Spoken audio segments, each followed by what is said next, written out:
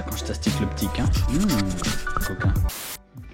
Salut à toutes et à tous, c'est Léo et Tristan pour la chaîne Masta Pêcheur. Bonjour tout le monde. Aujourd'hui on se retrouve pour une nouvelle vidéo les gars. Un mois, ouais c'est ça, un bon mois après avoir fait le sondage sur la page Instagram. On vous a demandé si vous voulez qu'on tourne une vidéo sur notre matériel de pêche. On a eu à peu près 40 réponses et 100% de oui. Donc déjà merci parce que ça prouve que vous portez de l'intérêt à ce qu'on fait. Et nous ça nous fait plaisir. Donc voilà, aujourd'hui on se retrouve donc, du coup pour la vidéo du matériel. Et cette vidéo elle a tourné en 3 parties.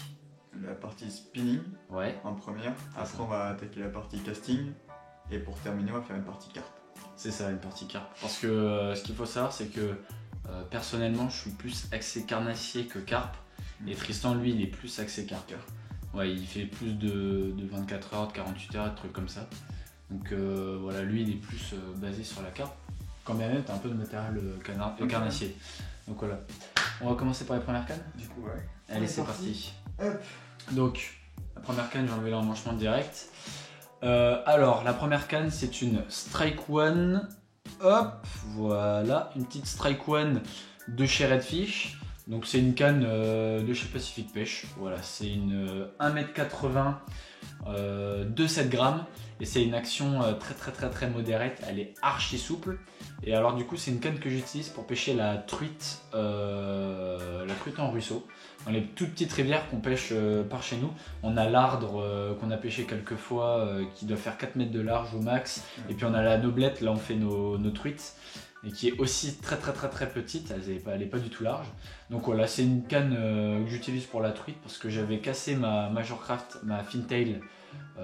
Donc voilà, j'ai dû racheter celle-là pour me dépanner. Et franchement, pour le peu de fois que j'ai utilisé, ça fait le travail, ça plie bien, on peut pêcher la truite en trait sans aucun problème, sans décrocher de poisson. Donc voilà, bonne petite canne, ça coûte 30 € je crois, comme canne.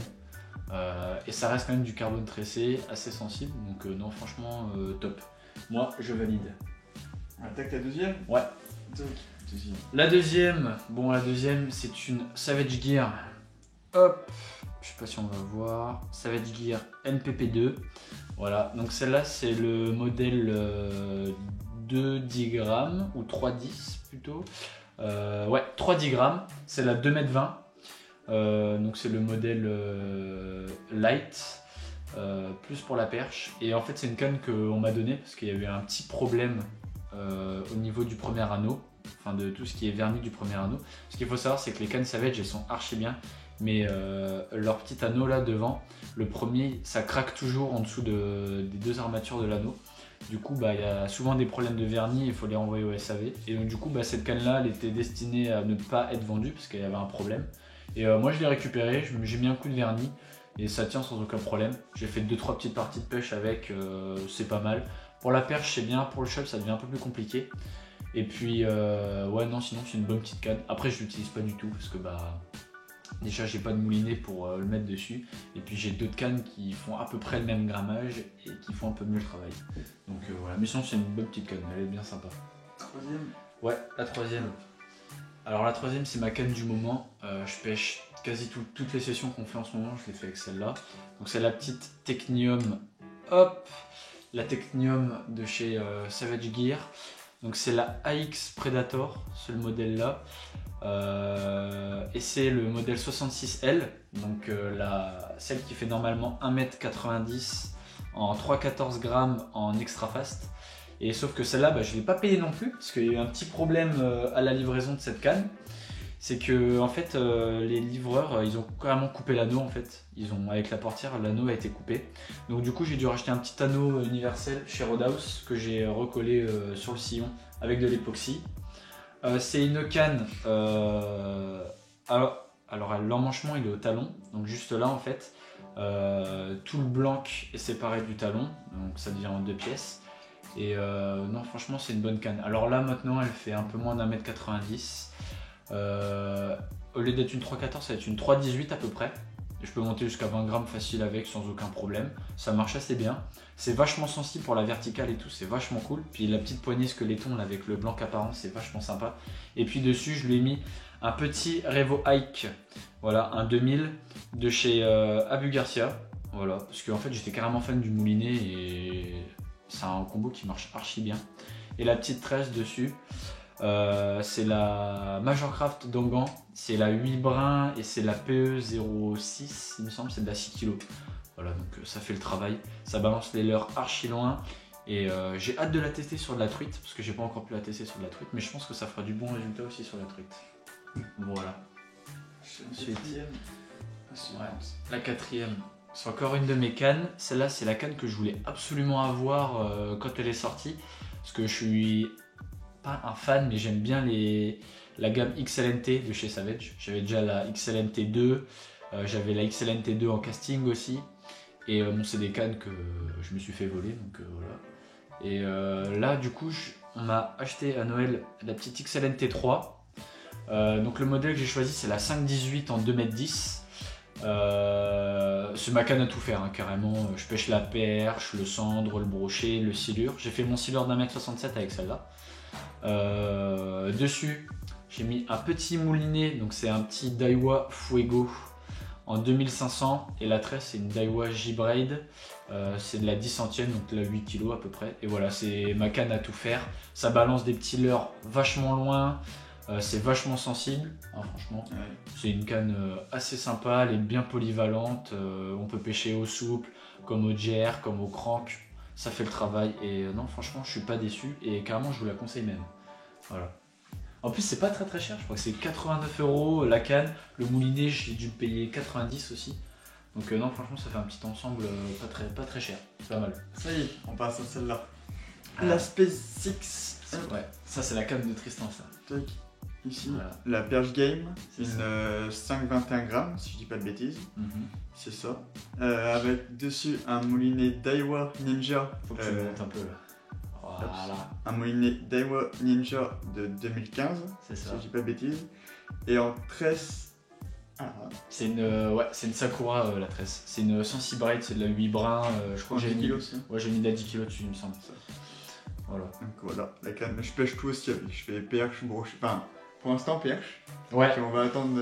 Les brochets, ça va venir. La saison là, elle est un peu. C'est un peu chaotique chez nous parce que ça alterne entre pluie et froid. Donc soit les étangs ils sont gelés, soit le temps il est complètement à chier, on peut pas sortir. Donc ouais, non, c'est de la perche. Ouais, mais ça va venir, les brochets, ça va venir. Ça va venir avec. Voilà, top. Ça passe. Et du coup, on attaque la petite dernière. La dernière. Ça, c'est mon bijou. Bon, alors ça, c'est la canne qu'on a ici, c'est la plus lourde en termes de spinning. Alors, c'est une Sakura, c'est une Trinis. Hop, voilà, une petite Sakura Trinis. Alors, celle-là, c'est les Long Range Series. Donc, c'est les séries pour balancer à perpète la galette avec les gros anneaux Fuji là. Bien, on peut mettre 2 doigts dedans carrément, c'est des trucs du seigneur. Que du carbone torréfié, de la queue de la canne en bas jusqu'au premier anneau, c'est que du torréfié, donc ça résonne à fond de balle.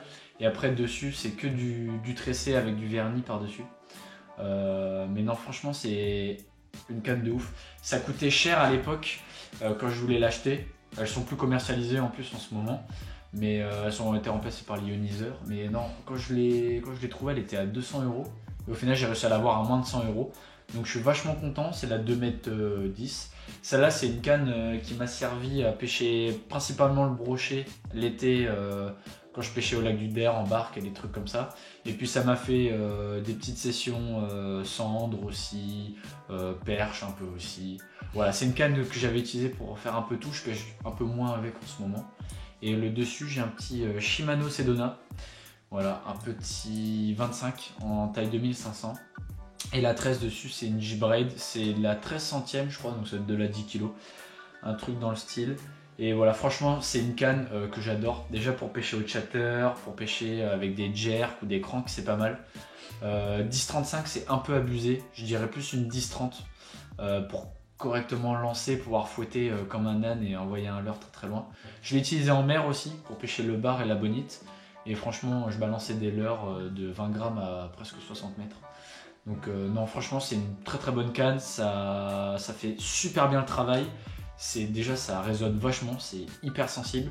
Et puis, c'est top. Niveau légèreté, elle est pas mal. Bon, le moulinet, le problème de chez Shimano, c'est que leur machin, c'est un peu des des ânes morts les trucs, ça pèse la mort leur moulinet, donc bon voilà. Mais non, ça fait le travail, c'est pas mal. C'est pas mal du tout. Bon, c'est tout pour la partie spinning. Spinning c'est fini, c'est vite. Voilà, c'est tout pour la partie spinning. Prochaine étape, le casting. Voilà. Ouais. Donc on espère que la vidéo vous aura plu. Alors si on a oublié des petites références ou des choses comme ça, si vous avez des questions sur le matériel, vous pouvez toujours poser des questions en commentaire. On essaiera d'y répondre. De toute façon, on n'est pas du tout overbooké niveau abonnés, donc ça devrait le faire. Donc voilà, n'hésitez pas à nous soutenir si la vidéo vous a plu. Un petit like ou un petit abonnement, ça fait toujours plaisir. Ou un commentaire. Voilà, ou un commentaire carrément. Dire ce qui vous a plu, ce qui vous a pas plu. Ouais. L'insta de... Ouais, notre Insta de la chaîne est en introduction de la vidéo. Ouais. Et puis voilà, on vous laisse là-dessus. À la prochaine les gars, on se retrouve peut-être s'il y a du poisson et puis surtout pour les autres cannes. Casting. Salut! Salut à tous.